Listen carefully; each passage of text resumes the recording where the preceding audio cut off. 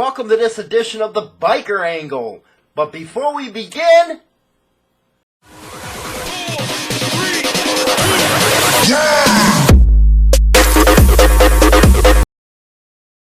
Man, welcome to this edition of the Biker Angle. It is October 5th of 2018, and I really appreciate you guys tuning in today. Getting a lot of new subscribers. Welcome to the Throttle. Appreciate the support and love when you guys get involved in the conversation. So what we got up on tap for today is, as you notice from the YouTube thumbnail, Iron Order Motorcycle Club. It looks like one of their guys. I got this off of IOTCs yesterday, and it's been hitting the news pretty good. It's actually all over the news down in Florida. It seems like one of their members are running around like they are a licensed general contractor. And if you know where I'm going, yes, he has been screwing people around down there, taking their money, not completing the job, giving all kinds of excuses. And I guess this has been happening. He actually moved from Colorado, where I guess they fined him or some shit like that. And he moved down to Florida, and next thing you know, he's pulling the same shit down there. So now he has an arrest warrant out for him right now. Let's go to the story, and we'll get more into it. And by the way, for smartass out there who says, well, why are you doing the biker news? We can read. Well, go ahead and read if you don't want to watch, you know, you jacknut. Anyway, Orlando, Florida. An unlicensed roofer alleged to have ripped off customers in Colorado is now in Central Florida, accused of taking customers' money here without doing any work. Now, that's just not the fucking nice thing to do. Alex Ferguson, who's also a member of the Iron Order Motorcycle Club, has been subject of at least 6 complaints filed with Florida's Department of Business and Professional Regulation since last year, records show. Quote, I don't have a side to the story, end quote, Ferguson told News 6 by phone when asked for his response to the allegations. He denied defrauding customers. Well, how the hell didn't you defraud the customers if you didn't do the fucking work? That goes over my head. Anyway, DBPR fined Ferguson $25.64 as part of a settlement agreement in September 2017 following accusations that he falsely presented himself as a licensed general contractor. In January, the DBPR issued Ferguson a notice to cease and desist after a customer in Lake Wales paid him $1,066 to install a new roof, records show. Well, you know what? $1,066, you know, that either is a down payment, which a lot of general contractors do. That's normal business practice. But if they were thinking, you know, $1,066 for a whole new roof, they shouldn't even never touch this guy. Because there's no way, damn, you can't get supplies for that.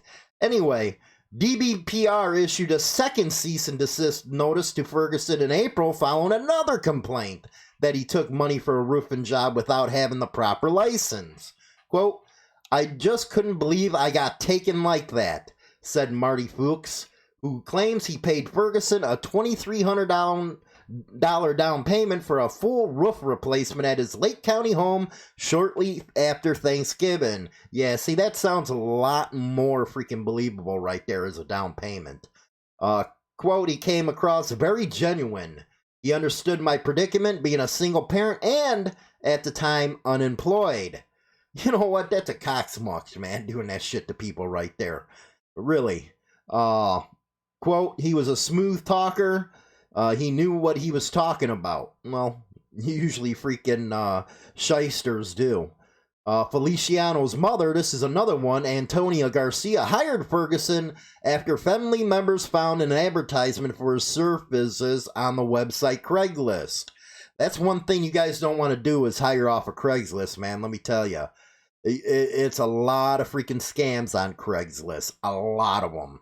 You know, I'd go off of these other sites like Angie.com and all that shit that actually do background checks on their contractors, so this kind of shit don't happen. And and if you're in a state that has it where the contractors have to be licensed, you want to go to the state agency where you can look up a license number to see if it's suspended, denied, revoked, or if they had one in the first fucking place. A printed cost estimate Feliciano said his mother received from Ferguson states he worked for J.T. Shaw Inc., a licensed roofing company based outside of Jackson. It was a reputable company, said Feliciano, who did research on J.T. Shaw and confirmed the company's license was in good standing before his mom hired Ferguson. But as the family later learned, Ferguson never worked for that company. Quote, "Oh no, he's not an employee," end quote. Owner Jeffrey Shaw told News 6, "I've had several complaints about Ferguson, at least 5 or 6. Ferguson also claimed the work for other legitimate construction companies, including Fort Range Contracting and Best Buy Roofing. Complaints filed with DBPR indicate. In 2015, Aurora, Colorado investigated similar complaints." And this just goes on and on, man. What a fucking scumbag. Really, this is unreal. Quote, and this is even what's funnier. When a 6 News reporter contacted Ferguson by phone, he provided many excuses why he had not yet begun the work for Feliciano's mother, including bad weather and an inability to find laborers. Well, if that's the case, then why even take the down payment, man? Quote, "I'm going to do the job. I honor my word," Ferguson told News 6 after agreeing to begin the roofing project on September 17th. Ferguson never showed up on that day. When the 6 reporters stopped by the Ferguson home in Clement the same day, a neighbor indicated that Ferguson had moved out the previous night. You just missed him. Go figure, man. He cut and ran. That's what the hell this fucking guy did. You know, he's a freaking shyster, man. He really is. Let's see here. What a fucking pole monkey, man. Let me tell you. I'll be out there this week, blah, blah, blah. 1 month later, he still didn't begin it. And you know what? You don't do this to innocent people, just like the mother said. He knows it's going to cost you more money to file a lawsuit than what you originally put out. And she's right. But it goes to freaking... That's what gives freaking bikers a bad name, is that kind of shit right there. You know what? Most, if not all, bikers are legitimate businessmen. A lot of bikers own their own companies. Me, I've never worked for anybody in shit. 25, 30 years. I've always ran my own businesses. And your word means something in business. Because it gives you, the referrals to get more business in and so on. You know the game right there, man. To take people's money like that is just pure BS. And now come find out he's wearing an Iron Order patch. So, I wonder what Iron Order has to say about this. We're going to contact the Iron Order, try to find out exactly what they're going to do about this, because this is all over the news, and according to their website, they're a law-abiding club. Now, I don't know any law-abiding clubs, who are out there, preaching a holier than thou, that they're not criminal. That's something that 1%ers do, they claim. So, here's an instance of a law-abiding club having a member that's actually taking advantage of the general public.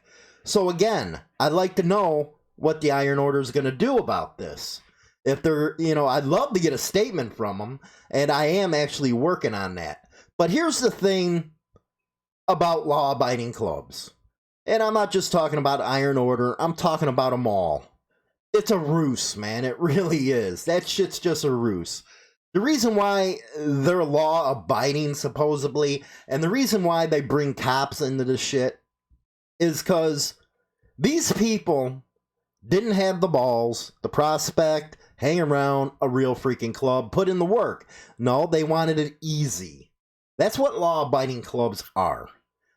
They want all the glory, but they don't want to put the work in to get the glory. And that's, I think, one of the biggest things that pisses me off about law-abiding clubs. You know, I know a lot of people out there, they don't got, how can I say it? They don't got, you know, they don't want to go through all the freaking tough stuff. And man, it just fucking, that just, the thought right there just got me stumped right there. It really does, because I'm here talking and I'm thinking, what the fuck, man? This guy just took what, guy? Just two people that we know out of $3,000, and they're supposed to be a law-abiding club. So yeah, it's got me stumped right there, how that could even freaking happen. But, and of course, you know, they're doing it to freaking civilians that are vulnerable, and that makes us look like assholes. And that's the thing that law-abiding clubs, and a lot of you don't understand, because I know a lot of bitch about protocol. This is the kind of shit that there's the reason why there's protocol, is because the bigger clubs did not want these smaller ones or these pop-ups or even these supposed law-abiding clubs going out there and making them look bad. And this is a great example of what's going on right now. You got a member of the Iron Order out there making all the clubs look bad. And JQC, whatever public, they don't distinguish between Iron Order and 1%er clubs. No. When they see it has a patch, they automatically think that it's an outlaw type of deal. And I'm not talking outlaw motorcycle club. I'm talking about clubs in general, the big five. You know, the ones that law-abiding clubs always bitch about. That's where the civilians are thinking right away, oh, he's in an outlaw biker gang. No, that's not the case at all. And that's one of the biggest reasons for protocol. And a lot of people are out there bitching about it, but this is the reason why it's there. So shit like this don't happen. Now you gotta ask yourself, what if this happened to your mother? Or your sister? Or your brother? And shit like that. Yeah, you'd be harboring some bad feelings against bikers, let me tell you. And it makes us all look like shit. Really. So I hope that this gets straightened out and make the motherfucker, you know, at least pay his shit, man. Because I know that's what happened in other places. Put up and shut the fuck up, man. You're a goddamn thief, man. And there's 3 things that I can't stand. Number 1 on my list is a goddamn child molester. I hate child molesters. I hate sex offenders because I think they're weak and I think they're subhuman beings. I think they deserve medieval torture. You know, you torch them a little bit, a couple hours, they pass out, wake the motherfucker back up and go for it. Then there's rats because, you know, the rats are out there that wanted to play the game, but they love playing the game while it's getting them something, but when they get caught or doing some shit, they want to turn tail and run, you know, to save their own ass. And then the third is a thief. A thief that goes after, you know, I know the street game, but a thief going after innocent people and pretending to be something you're not, that's not cool, man. That really shit ain't.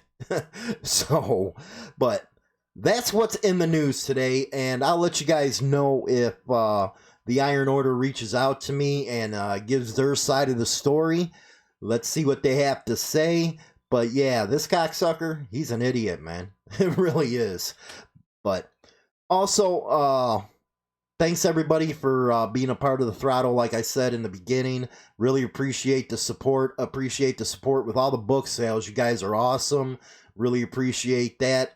And after I go off on air, there's going to be a video. And this guy's a real true blue scooter tramp, man. And he's having all kinds of issues with his health from an accident.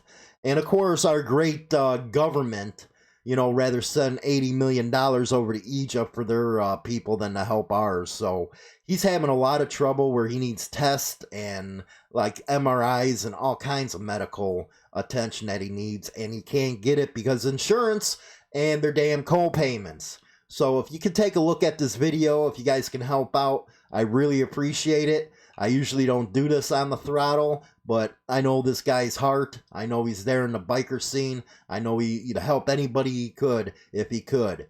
So, with that, you guys enjoy your day, and keep safe, and keep the rubber side down, and I'll talk to you tomorrow.